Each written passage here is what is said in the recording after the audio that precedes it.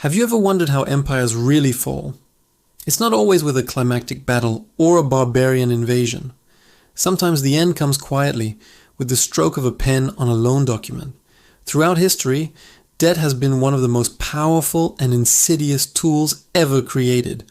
It doesn't just build empires, it controls them. Governments don't lose their freedom overnight. They borrow it away, slowly, silently, and completely legally. Let's travel back in time and see how this pattern repeats itself again and again. Our first stop is ancient Rome. We often hear that Rome fell because of barbarians at the gates. But the truth is, the gates were already weakened from the inside. Rome didn't collapse because of invaders alone. It collapsed because it couldn't pay its bills. As the empire expanded, so did its military costs. To cover these astronomical expenses, Roman emperors came up with a seemingly clever solution: debasing the currency. They started reducing the amount of precious metal, like silver, in their coins, while keeping the face value the same. At first this worked. They could mint more coins and pay more soldiers, but the public wasn't fooled for long. People realized their money was worth less and less. The result? Runaway inflation. Trust in the currency and in the government evaporated. The economy, once the engine of a mighty empire, began to grind to a halt. Trade became difficult. Savings were wiped out and social unrest grew. The empire wasn't conquered first, it was hollowed out financially. By the time the external threats became overwhelming, Rome was already a shadow of its former self, too broke and unstable to mount an effective defense. It was a slow, painful financial death that made the final military collapse inevitable.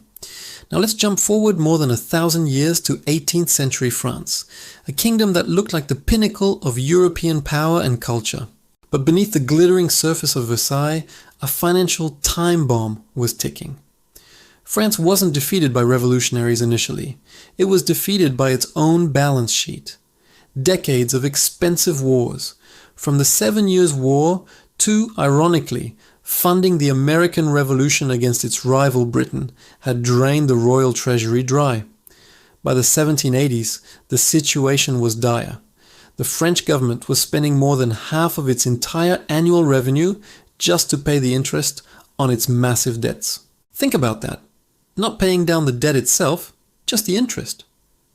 To stay afloat, King Louis XVI's government had only one option left: raise taxes.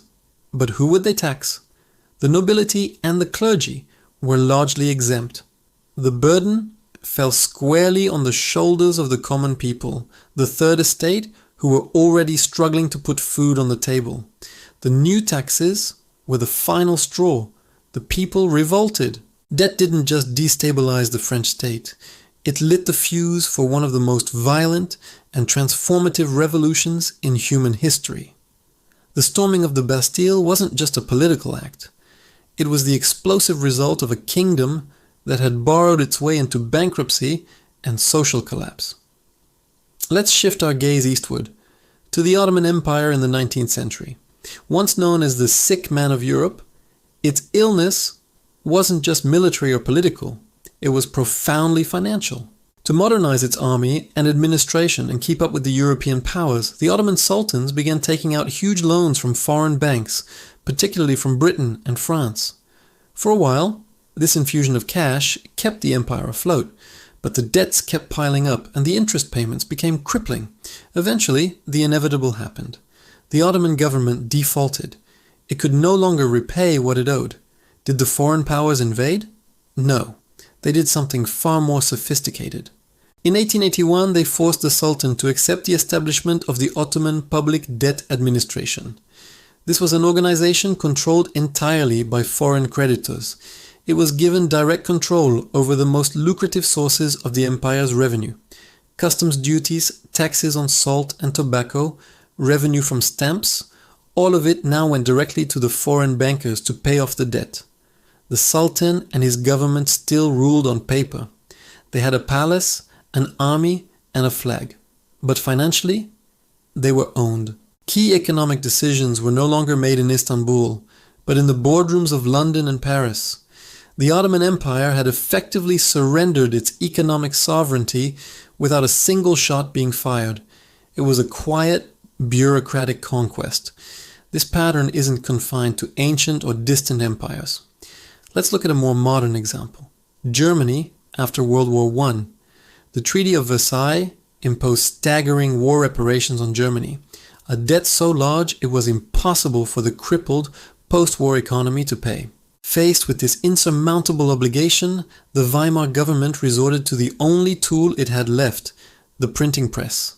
They began printing money on an unprecedented scale to pay their bills, including the reparations. What followed was one of the most infamous economic disasters in history, the hyperinflation of 1923. The German mark became virtually worthless. Prices skyrocketed daily, then hourly.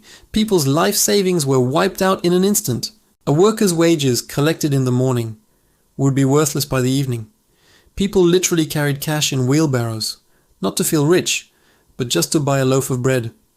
The state still existed. There was a government, a police force, and a system of laws. But its money, the very lifeblood of a modern economy, was worthless. This economic catastrophe destroyed the public's trust in the government and created a fertile ground of desperation and anger. It was this chaos that paved the way for extremist ideologies to take hold, leading directly to the rise of the Nazi Party. The debt didn't just cause an economic crisis. It destabilized an entire society and set the stage for an even greater global tragedy. So what's the pattern here?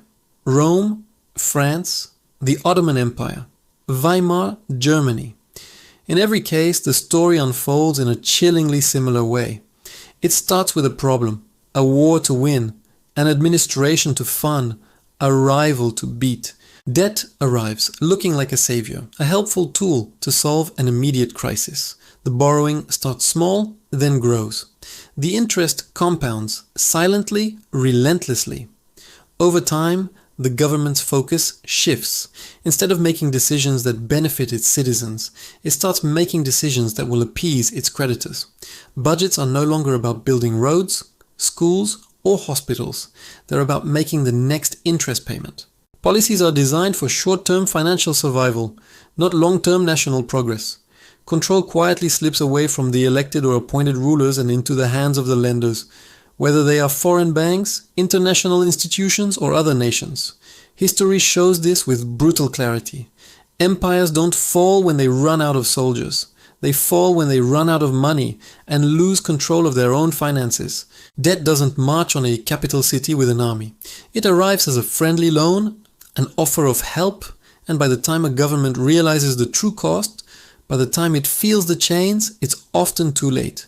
It no longer has a choice, because once a state becomes fundamentally dependent on debt to function, it ceases to be fully sovereign. Its destiny is no longer its own, and history has never, ever been kind to governments that lose control of their money. It's a lesson written across millennia, a warning that echoes from the ruins of empires past. Thank you for watching, and if you found this journey through history insightful, please consider liking this video and subscribing for more. See you next time.